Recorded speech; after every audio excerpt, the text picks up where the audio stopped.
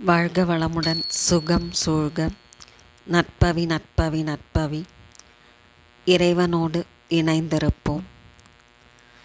திருவண்ணாமலையில் கிரிவலம் வந்த அதே பலனை மற்ற மலைகளை வலம் வந்தாலும் நாம் பெற முடியும். திருவண்ணாமலை தவிர பழனி, திருப்பரங்குன்றம், திண்டுக்கல், ரத்னகிரி, சோளிங்கர், வள்ளிமலை, பர்வதமலை, சென்னிமலை, திருமயம் என இப்படி மலைகள் இருக்கும் பல இடங்களிலும் கிரிவலம் செல்லலாம்.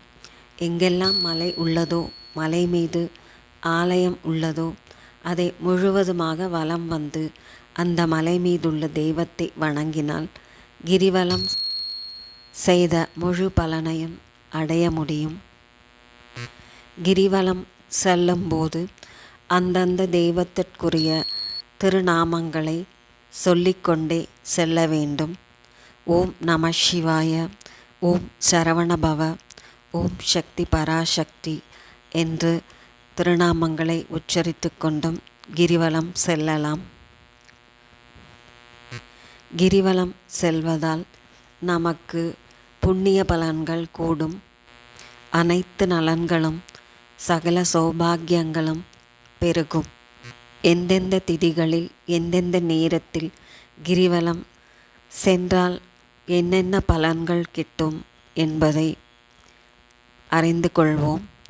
அஷ்டமி தீவினைகள் அனைத்தும் நீங்கும். பிரம்ம முகூர்த்த வேளை நாம் விரும்பும் சக்திகளை பெற்று பயனடையலாம். பகல் மாலை வேளை தனம் தானியம் பொங்கி பெருகும். இரவு அல்லது நள்ளிரவு நேரம் அஷ்டமா சித்திகளையும் பெற்று பெருவாழ்வு வாழ முடியும். அமாவாசை அருளை வேண்டுவோர் அமாவாசையிலும், பொருளை வேண்டுவோர் பௌர்ணமி திதியிலும் கிரிவலம் செல்லலாம் என்று ஒரு வாக்கு உள்ளது.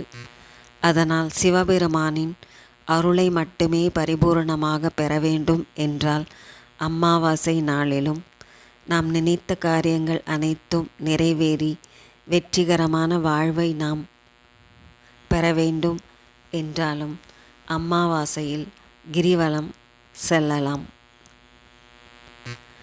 பௌர்ணமி நாளில் கிரிவலம் செல்வது வறுமையின் பிடியிலிருந்து நம்மை விடுவிக்கும்.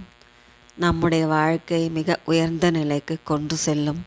ஞானம், செல்வம், வாழ்க்கை என அனைத்திலும் மிக சிறப்பான உயர்வை தரக்கூடியது பௌர்ணமி கிரிவலம்.